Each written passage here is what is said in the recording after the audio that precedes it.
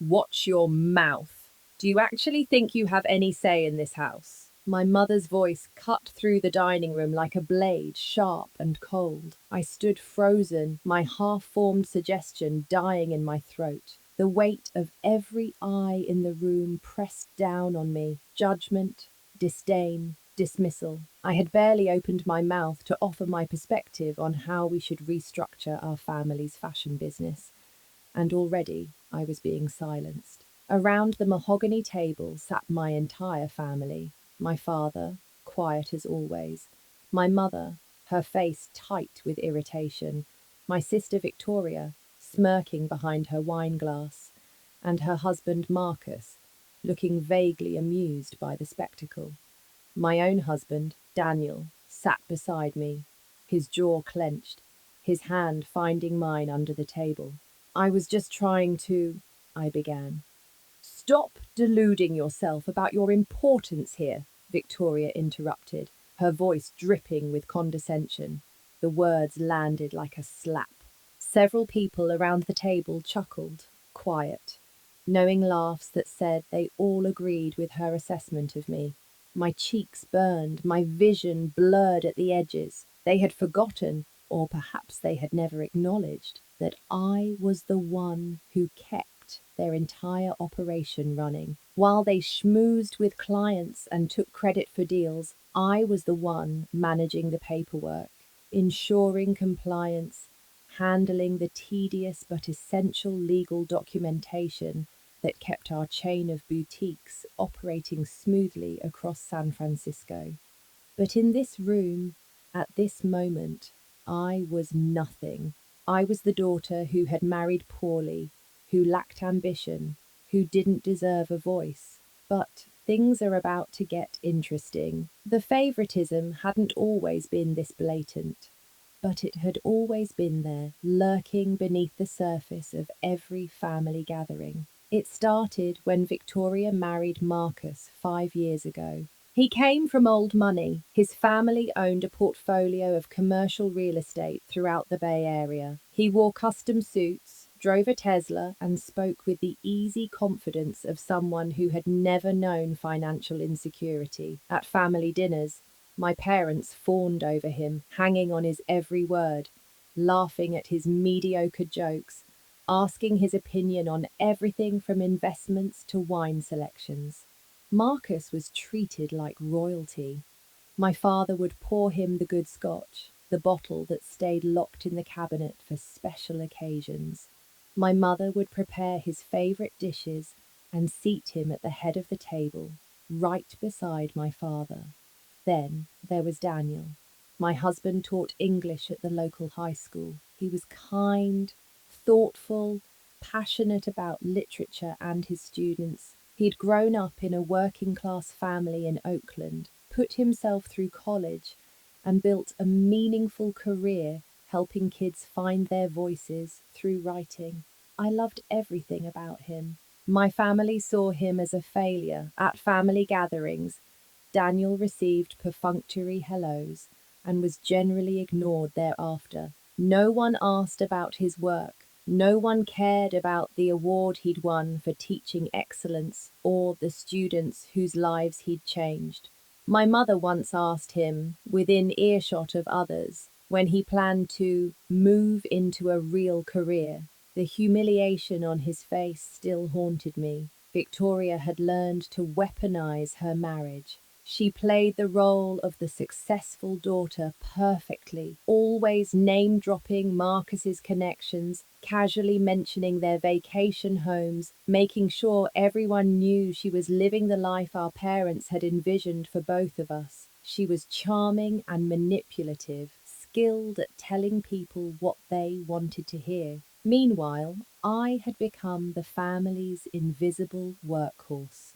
After getting my business degree, I had taken over all the administrative and legal operations for our family's chain of fashion boutiques.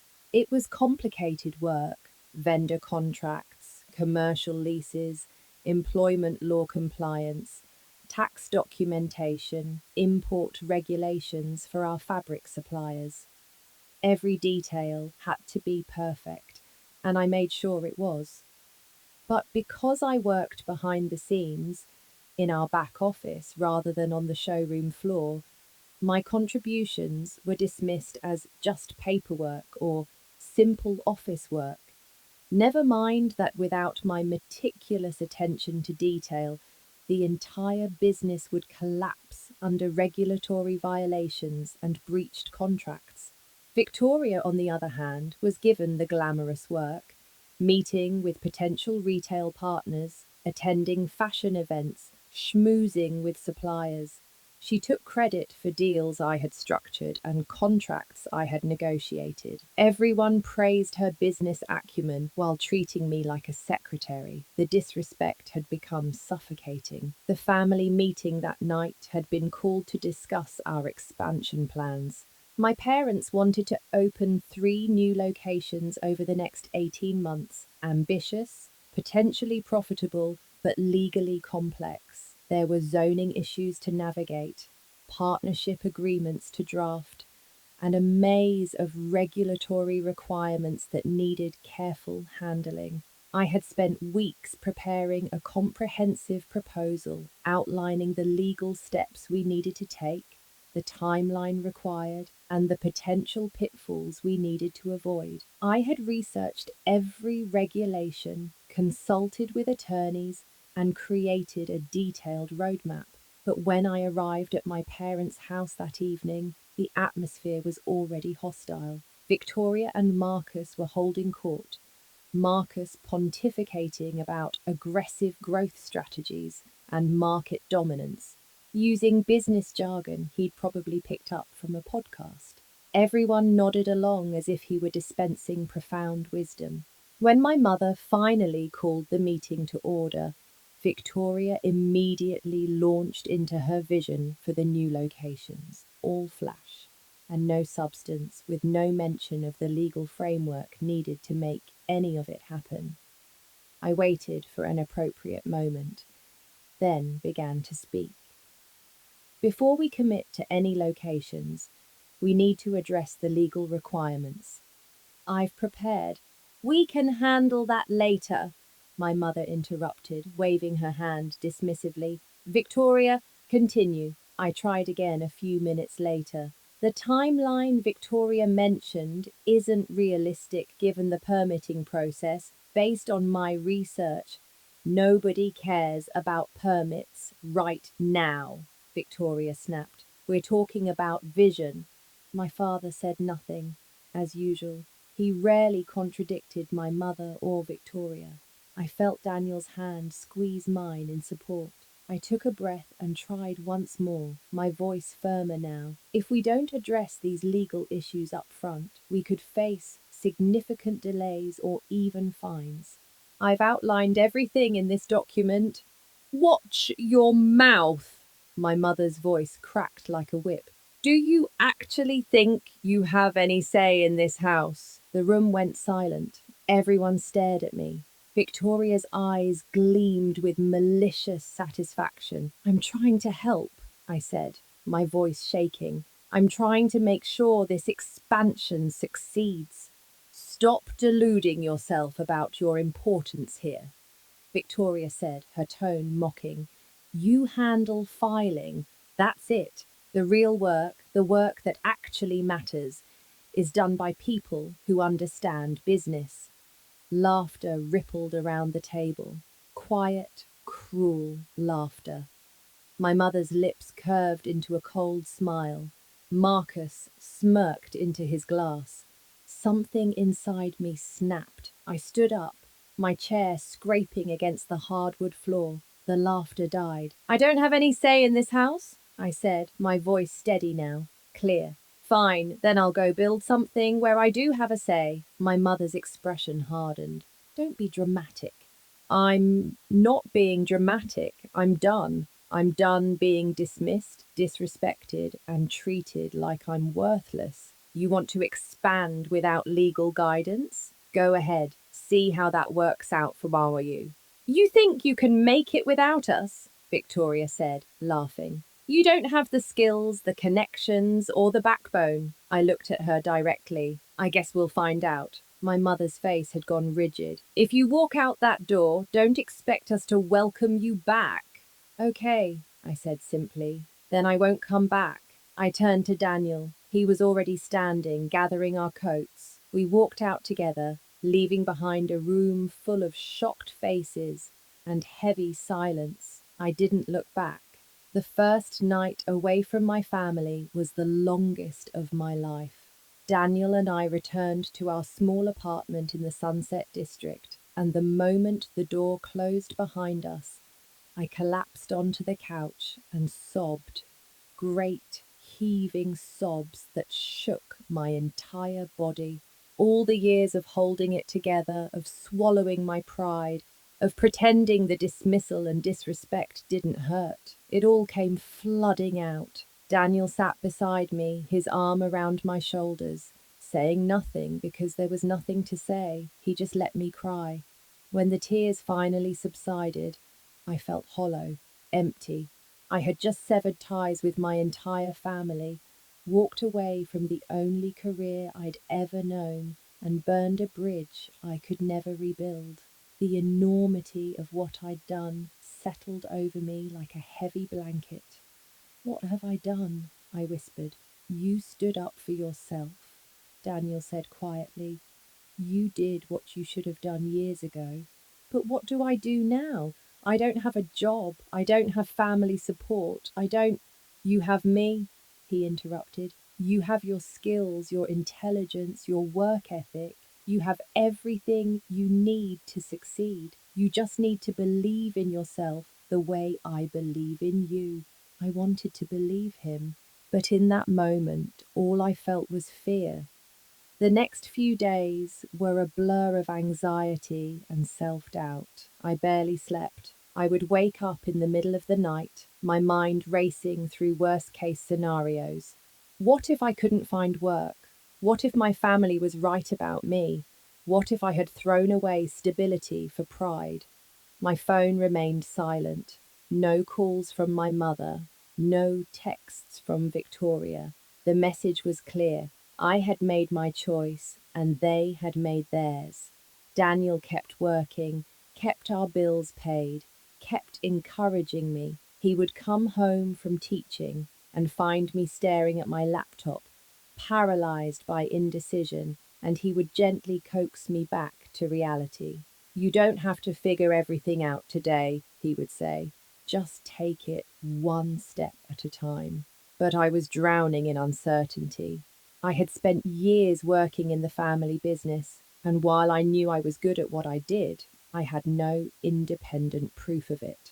No portfolio, no references I could use, no professional network outside my family's connections. One morning, about a week after the confrontation, I was sitting at our kitchen table with a cup of coffee, staring at job listings and feeling increasingly hopeless.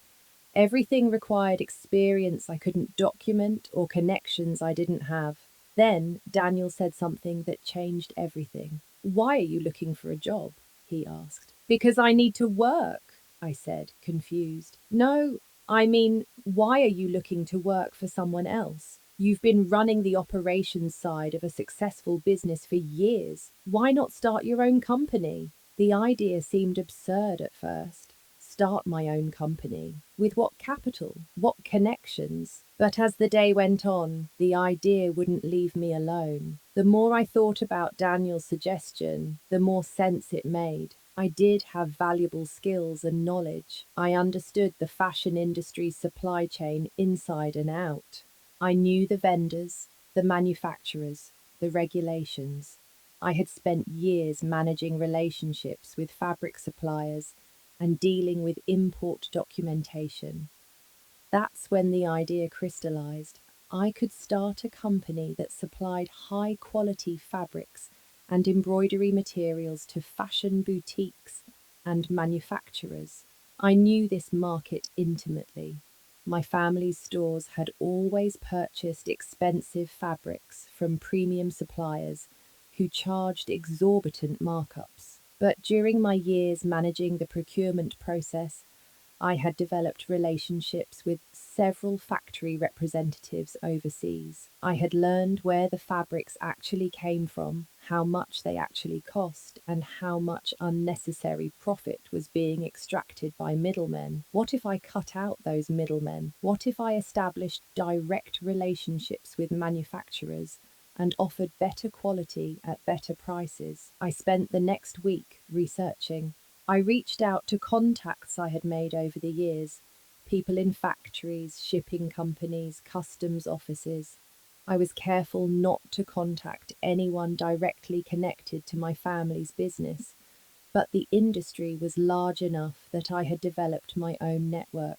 The numbers were promising. With a relatively modest initial investment, I could import high-quality silk and embroidery supplies directly from manufacturers in Asia and sell them to boutiques and small fashion houses throughout the Bay Area.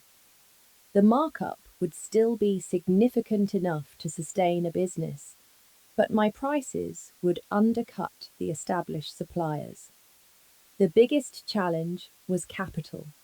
I had some savings, money I had earned and kept separate from Daniel's income, but it wasn't much. After years of being paid less than I deserved by my family, my personal savings account held only about $30,000. It would have to be enough. I created a detailed business plan. I projected costs, revenues, profit margins. I researched legal requirements for importing goods and establishing a limited liability company. I identified potential customers, smaller boutiques and designers who were always looking for better deals on materials. Daniel watched this transformation with quiet pride. Every evening, he would come home to find me surrounded by spreadsheets and notes, my laptop open to yet another supplier's website or shipping company's pricing structure. "You're really doing this," he said one night, a smile playing at his lips. "I think I am," I replied, and for the first time since walking out of my parents' house, I felt something other than fear. I felt possibility. Using my business degree and the knowledge I had accumulated over the years, I registered my company, Anderson Textile Imports. The name was simple, professional, and used my maiden name, a small act of reclaiming my identity separate from my family. I drafted contracts, established bank accounts, and reached out to 3 manufacturers I had worked with previously. My pitch was straightforward. I wanted to establish a direct purchasing relationship, eliminating the distributors who had previously stood between them and retailers. I could offer them more consistent orders and they could offer me better pricing. 2 of the 3 agreed to preliminary discussions. It was a start. My first order was terrifyingly small, just $3,000 worth of silk fabric and embroidery supplies from a manufacturer in Vietnam. I had found a small boutique in the Mission District whose owner, a designer named Carmen, was willing to take a chance on an unknown supplier. Carmen had been frustrated with her current supplier's prices and reliability. When I approached her with samples and competitive pricing, she was cautiously interested. "The quality looks good," she said, examining the silk samples I had brought. "But I've been burned before by suppliers who promise everything and deliver nothing." "I understand," I said. "I'm not asking you to commit to anything long term. Just try one order. If the quality and delivery don't meet your expectations, you don't have to order again." She agreed to a trial order, enough fabric for her next small collection. It wasn't much, but it was a start. The wait for that first shipment was excruciating. Every day, I checked the tracking information obsessively. What if the manufacturer didn't deliver? What if the quality wasn't what I expected? What if customs held up the shipment? I had invested a significant portion of my savings, and if this failed, I would be back to square one. But the shipment arrived on schedule. The quality was excellent, And when Carmen examined the fabric, her face lit up with genuine pleasure. "This is beautiful," she said, running the silk through her fingers. "And the price? I can't believe this price." She paid on delivery and immediately placed another order, this time larger. She also mentioned my name to two other designers she knew, both of whom contacted me within the week. Suddenly, I had 3 clients. I worked around the clock those first few months.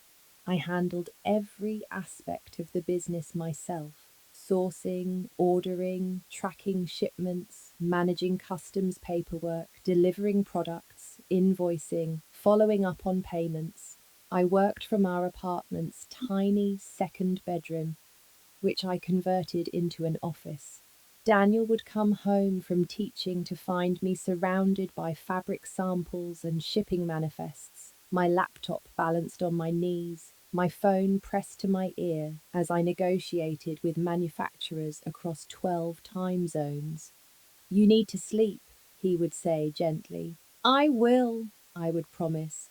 "Just let me finish this one thing." But the work was exhilarating. Every order that came in, every satisfied client, every major problem I solved, it all felt like validation. I was proving that I could do this, that I had value independent of my family's business. 5 clients became 8, 8 became 12. Word spread through the Bay Area's fashion community that there was a new supplier offering excellent quality at competitive prices with reliable delivery. My meticulous attention to detail, the same quality my family had dismissed as just paperwork, became my greatest asset. I established payment terms, created formal contracts, and built a reputation for professionalism and reliability. I never overpromised. I never missed a deadline. I treated every client, no matter how small their order, with the same level of respect and attention. By the end of my first 6 months, Anderson Textile Imports was not only sustaining itself, it was growing. A year after walking out of my family's house, my company had 23 regular clients and had expanded beyond just fabric and embroidery supplies to include buttons, threads, and specialized sewing equipment. My annual revenue had reached $500,000, and I was projecting significant growth for the coming year. I hired my first employee, a logistics coordinator named Maria, who had experience in international shipping. Having someone to help manage the administrative burden meant I could focus on client relationships and strategic growth. 6 months later, I hired a sales representative to help me reach clients outside San Francisco, targeting boutiques in Los Angeles and Portland. We moved out of our apartment and into a small commercial space in the Soma district, an actual office with a warehouse area for inventory storage. The day we signed the lease, I stood in the empty space and felt a surge of pride so intense it brought tears to my eyes. This was mine. I had built this. My clients ranged from small independent designers to mid-sized fashion houses. They appreciated my responsiveness, my product knowledge, and my fair pricing. Several told me they had been overpaying their previous suppliers for years and were grateful to have found me. I developed a reputation in the industry.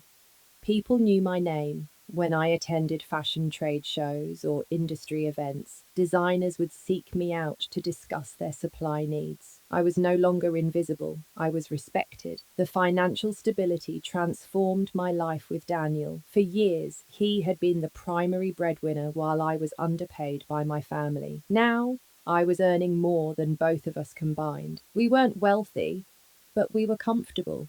We could save for the future. We could breathe. But more than the money, it was the self-respect that changed everything. Every morning, I woke up knowing that what I did mattered, that my skills had value. that I was capable of building something significant on my own terms. I thought often about that dinner at my family's house, the dismissal, the mockery, the casual cruelty. In my darkest moments during that first year, I had wondered if they were right about me, but now I knew the truth. They had been wrong, completely, utterly wrong. I wasn't lesser than Victoria. I wasn't incapable. I wasn't someone who needed to be tolerated and dismissed. I was a skilled businesswoman who had built a successful company from nothing but knowledge, determination, and hard work. Looking back, I realized that being forced out of my family's business was the best thing that ever happened to me. If they had continued to tolerate my presence while diminishing my contributions, I might have stayed forever, accepting their scraps of recognition, believing their assessment of my worth. Instead, their cruelty had freed me. I heard about my family's troubles through Maria, oddly enough. She mentioned that her sister's boutique, which happened to be supplied by my family's company, was frustrated by repeated delivery delays and missing paperwork. They used to be so organized, Maria said, but lately everything's a mess. My sister's been waiting 3 weeks for a shipment that should have taken 5 days. Curiosity got the better of me. I started paying more attention to industry gossip, and the news wasn't good for my family's business. Their expansion plans, the ones they had been discussing the night I walked out, had been a disaster. They had opened 2 new locations without properly addressing the legal requirements I had tried to warn them about. One location had faced immediate zoning violations and had been forced to close temporarily. The other was operating without proper permits and was accumulating fines. But the operational problems went deeper than just the expansion. Without me managing the day-to-day administrative work, everything had fallen into chaos. Vendor contracts were going unsigned or were being signed with unfavorable terms. Import documentation was being filed incorrectly, leading to customs delays. Employee paperwork was incomplete, creating HR compliance issues. Victoria, for all her charm and schmoozing abilities, had no idea how to manage the operational backbone of a business. She could sell, but she couldn't administrate. And my parents, who had spent years diminishing the importance of my work, suddenly realized that just paperwork was actually the difference between a functioning business and a dysfunctional mess. I also heard through other channels that my parents' health was declining. My father had been diagnosed with diabetes and required careful medication management and regular doctor's appointments. My mother had developed arthritis and was finding it difficult to manage household tasks. In the past, I had been the one to schedule their medical appointments, organize their medications, and help with household management. I had been the one who remembered birthdays, organized family gatherings, and maintained connections with extended family members. Without me, those things simply weren't happening. My parents were struggling to manage their healthcare, and no one was stepping up to help them coordinate the details of their daily lives. Victoria, unsurprisingly, was too busy with her own life to take on any caregiving responsibilities. She would visit occasionally, but never stayed long enough to actually help with anything substantive. I learned all of this secondhand through fragments of gossip and observations. No one from my family had contacted me directly, not once in 18 months. The message remained clear. I had made my choice, and I was no longer part of their lives. Fine, I had built a new life, one where I was valued and respected. I didn't need them, or so I told myself. But there was still a small part of me, the part that had grown up as their daughter, that felt the sting of their continued rejection. The phone call came on a Wednesday afternoon while I was in my office reviewing a contract. When I glanced at the caller ID, I froze. Mum. My heart pounded. After 18 months of silence, why now? I briefly considered letting it go to voicemail, but curiosity and old instinct won. Hello, sweetheart. Her voice was thin, strained, exhausted in a way I had never heard. How are you? The casual greeting, as if we hadn't ended things in anger, made my jaw tighten. I'm fine. What do you need? A long pause. Then, we need you to come home. Excuse me. The business is struggling. Your father and I are struggling. We need your help. Her voice cracked. Please. My legs weakened, and I sat down. You need my help.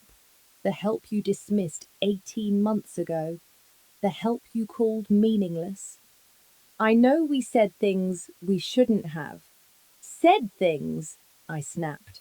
You told me I had no say in my own family. You laughed at me. You treated Daniel and me like we didn't matter. We were wrong. The words sounded dragged out of her. You were right about the expansion, about the legal issues. Everything you warned us about has happened. We can't manage without you. Where's Victoria? She's the business genius, remember? Another pause. Victoria is trying, but she's not equipped for the operational side. She never learned. We always had you for that. The admission should have felt like vindication. Instead, it made my chest ache. And Dad, is he okay? He's managing his diabetes, but it's hard. We're both getting older and keeping track of everything, the medications, the appointments, the house, it's too much. You always handled those things. I handled them because I cared, I said quietly, because I thought I mattered to this family. You do matter, her voice broke. You're my daughter. I miss you. Your father misses you. We need you. I closed my eyes. Part of me wanted to hang up, to guard the boundary I'd fought to build, but another part, the part still tied to them by blood and memory, hesitated. Then I heard another voice in the background. Victoria. Is that her? Let me talk to her. A shuffle. Then her voice came through, subdued, uncertain, so unlike her usual sharpness. Hey, it's me, Victoria. Look, I know I was awful to you. I was jealous and insecure, and I took it out on you. I'm sorry. She exhaled shakily. We need you back. The family needs you. I need you. Her apology sounded genuine, but I wasn't ready to accept it. You need me because everything's falling apart, not because you value me. I, maybe at first, but I've had time to think, time to realize how much you did. I can't do what you did. I'm not good at the details. I was too proud to admit it before, but I'm admitting it now. I stayed silent. Please, she said softly, just come talk to us. You don't have to decide anything. Just come. When the call ended, I sat staring at my phone for a long time. Daniel found me an hour later. They called, I said. He nodded. What are you going to do? I don't know. 3 days later, I drove to my parents' house. Daniel offered to come, but I needed to face this alone. From the outside, the house looked the same, but inside it showed clear neglect, piles of mail, dusty surfaces, an air of disorder that never existed when I still lived there. My mother greeted me with a tentative hug, looking older and more fragile than I remembered. My father stood slowly, offering a sad, genuine smile. Welcome home, he said. I'm not home, I replied gently. I'm visiting. Victoria was there too. Uncharacteristically stiff and uncertain, we all sat, silent for a moment, until I spoke. Before anything else, we need ground rules. I'm not who I was 18 months ago. I built a successful business. I have my own life. If you want my help, it's on my terms. My mother nodded quickly. Of course. First, I said, you will treat my husband with respect. Daniel is part of my life. No more comparisons to Marcus, no more dismissive comments. Agreed, my father said. My mother nodded. Second, if I help with the business, my contributions will be acknowledged and compensated. No more pretending my work is expendable. We'll pay you fairly, Victoria said, and everyone will know how much you do. Third, decisions will be made collectively. If you disagree with me, you'll discuss it respectfully. I won't be talked over again. We understand, my mother said. I walked to the window, looking out at the overgrown garden. You know what the hardest part of the last 18 months was? Not building my business, not the stress. It was realizing how little value my own family saw in me, how easily you dismissed me. We were wrong, my father said, voice thick. We took you for granted. I turned back. I've learned that I don't need you to define my worth. I'm successful on my own. I'm happy. The words hung heavy, and my mother's eyes filled with tears. But I also learned that success means little if you can't share it with people you love. I still love you. I'm willing to help, not because you need me, but because I choose to. I sat again. I'll consult for the business, help stabilize things, and assist with Dad's care. But I'm not moving back or giving up my independence. This is a partnership between equals. That's more than we deserve, Victoria whispered. Probably, but family isn't about what we deserve. It's about what we choose. Over the next months, I reorganized their operations, fixed compliance issues, trained Victoria, and hired an operations manager. I helped my parents set up better health routines and brought in part-time help. But I kept strict boundaries and continued running my own thriving company. Slowly, the family dynamic changed. My input was valued. Daniel was welcomed warmly. Marcus was no longer treated as superior. Victoria and I built a respectful relationship. My mother apologized sincerely for her past behavior. Driving home one evening to the life I'd built with Daniel, I felt something I hadn't in years. Peace. I had walked away when they gave me no choice, proved my worth, and returned on my own terms. I pulled into my parking spot and smiled. I had finally come home, not to them, but to myself.